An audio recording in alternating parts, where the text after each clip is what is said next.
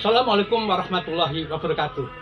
Jumpa dengan saya, Mbah Darwono, praktisi kesehatan holistik, kesehatan berdasar kedokteran timur, kedokteran barat, dan kedokteran keagamaan, nilai-nilai religius. Selamat mengikuti.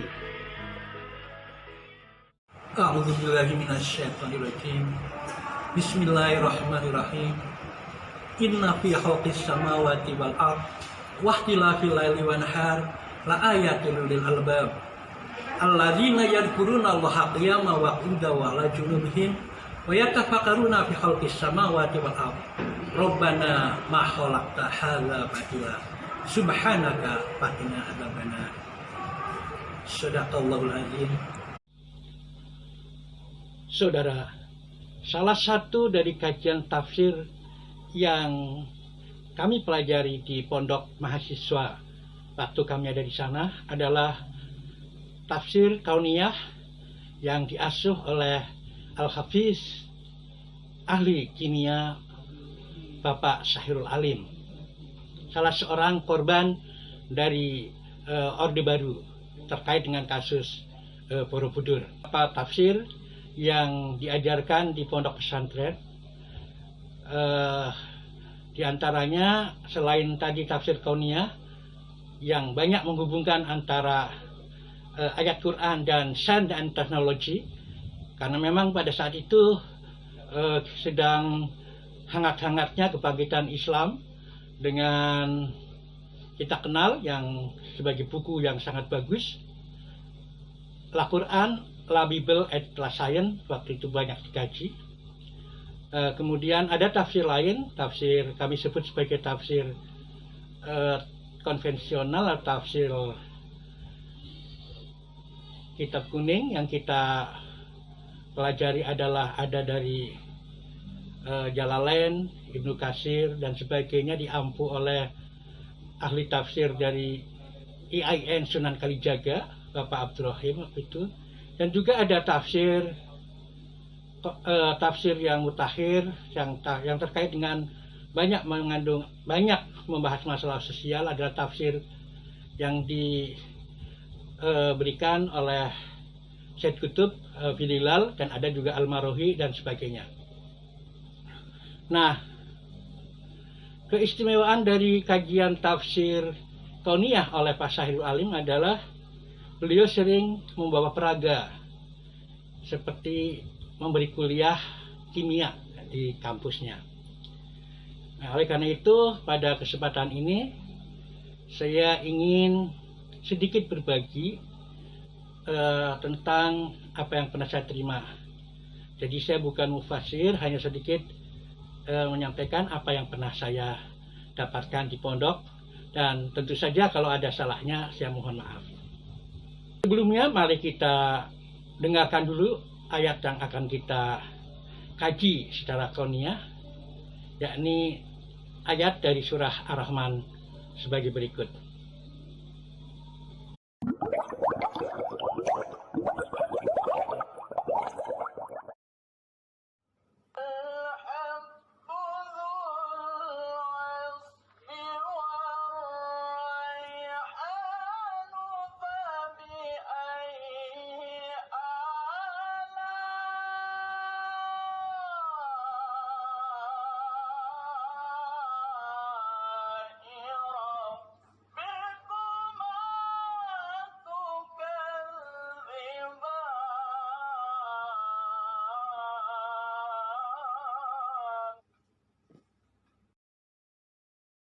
Jarang mubaligh atau dai yang mengupas ayat ini, tetapi ya tadi saya katakan saya ingin berbagi sedikit yang saya ketahui dari ayat ini, yang tentu saja dalam pemahaman kami, bukan penafsiran kami, dalam pemahaman kami. Tentu saja sesuai dengan background kami sebagai orang sains, dan saat ini adalah sebagai guru biologi. Mungkin orang akan menganggap walhabu dzul asfi warohan dua hal yang berbeda, ya.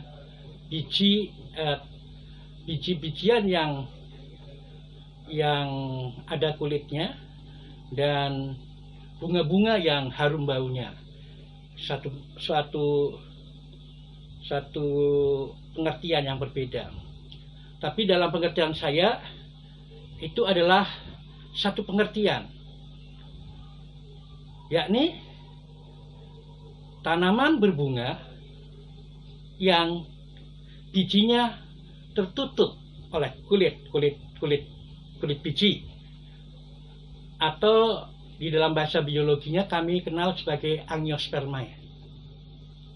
Mengapa angiospermae ini kemudian menjadi ayat pertama yang diikuti dengan fabi ayyi ala'i rabbikuma tukadziban?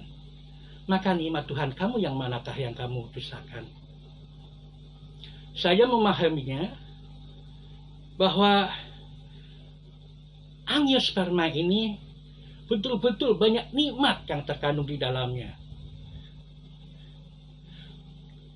Taninnya bisa menjadi pendobrak virus, bisa mempresipitasi protein virus, juga bisa menginaktivasi materi genetik virus. Itu adalah tanin dari teh, salah satu contoh dari angiospermae juga. Dan masih banyak lagi. Tetapi mengapa kemudian kita menekankan pada angiospermae? Mengapa dalam Quran itu menekankan pada angiospermae? Padahal juga banyak sekali yang dikenal sebagai plantae itu kita kenal, ada beberapa yang kaitannya dengan berbiji. Itu ada yang berbiji terbuka, gymnospermae. Tapi gymnospermae ini tidak dekat, dalam artian hanya beberapa saja yang dekat dengan kehidupan manusia, kehidupan kita. Jadi sangat wajar kemudian kalau Al-Quran menyampaikannya dengan Zul Asfi wa Royhan, ya, dengan tanaman yang punya biji bertutup, berkulit, dan juga bunga-bungaan yang wangi. Nah, contohnya yang gampang adalah kita kenal ada dua, ya, dalam angiospermae, yakni monocotyledonae dan dicotyledonae, ya, yakni yang dikenal sebagai tumbuhan berkeping tunggal dan tumbuhan berkeping ganda, dan yang bijinya dengan aroma bunga yang harum, misalnya adalah kopi.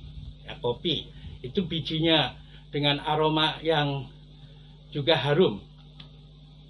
Nah, kemudian juga misalnya yang bijinya tertutup dan juga harum, misalnya adalah mungkin kita kenal jeruk. Jeruk juga bunganya harum juga. Nah, bahkan kalau kita lihat pada ayat berikutnya, bahwa di surga salah satu tanaman surga adalah waruman, delima. Delima juga adalah bagian dari angiospermae, bagian dari tumbuhan berbiji tertutup. Nah, tentu saja kenikmatan yang besar yang ada pada angiospermae itu tidak hanya untuk digunakan buahnya atau dimanfaatkan untuk konsumsi unsur makro. Ternyata seperti tadi saya katakan bahwa dari angiospermae ini banyak, ya, alkaloidnya, kemudian ada atsirinya, kemudian kandungan-kandungan lain yang kami akan publikasikan secara bertahap melalui The Holistic Medicine, ya. Dalam blog saya sebenarnya ada blog yang namanya kesehatan atau kesehatan holistik. Dalam kesehatan holistik, kami katakan seperti pada permukaan tadi, ada 3 hal. Kedokteran barat yang kita kenal sampai sekarang, kemudian penyembuhan timur atau penyembuhan alternatif, dan juga nilai-nilai religius. Nah, nilai-nilai religius ini juga kami juga sampaikan juga nilai-nilai spiritual, yakni local wisdom. Karena sudah barang tentu surga Katulistiwa banyak memiliki Dzul Hasfi Warohan itu tadi, banyak memiliki biodiversitas yang sebagai mega biodiversity kita memiliki angiosperme yang banyak banget. Tentu saja tidak seperti yang terjadi di Arab atau Timur Tengah yang mungkin terbatas. Ya, kita memang atin, kemudian zaitun, kurma, dan sebagainya. Tapi juga kita mengenal kalau tuntutan dari Bani Israel adalah mereka ingin diturunkan adas, bawang merah, bawang putih, dan sebagainya. Itu juga bagi saya sebuah satu yang betul-betul mengandung ada apa? Kok mereka mintanya itu? Dan kalau kita kaji, bawang putih, bawang merah yang dengan alisinnya begitu hebat. Demikian juga dengan adas, ya, dengan adasnya. Nah, hal-hal semacam itu ternyata memang dalam pandangan saya, mengapa kemudian satu ayat yang pertama diikuti adalah fabi ayyi ala rabbikum tukadiban adalah Dzul Hasfi wal habbu Dzul Hasfi warrohan, itu sangat bagi saya sangat hebat, ya, memberikan sebuah sesuatu informasi yang betul-betul dekat dengan kita. Ini loh, kamu jangan mengingkari dengan berbagai angiospermae, dengan buah-buahan yang ini, dengan harum-haruman yang ada, yang kami berikan. Nah, makanya tentu saja kemudian kita harus mengikuti apa yang dianjurkan. Ya.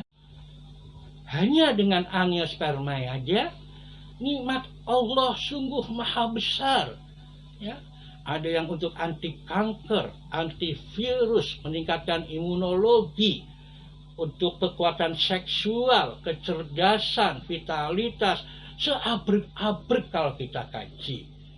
Dan mudah-mudahan kita bisa berkala menyampaikan itu dalam satu paketan, yakni kedokteran holistik.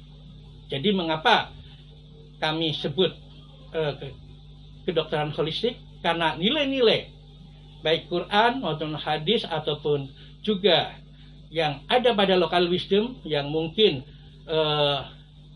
saya yakin kalau itu ada juga mungkin disebut di Al-Quran, ya, seperti misalnya kita nggak kenal meniran dalam Quran, kita tidak mengenal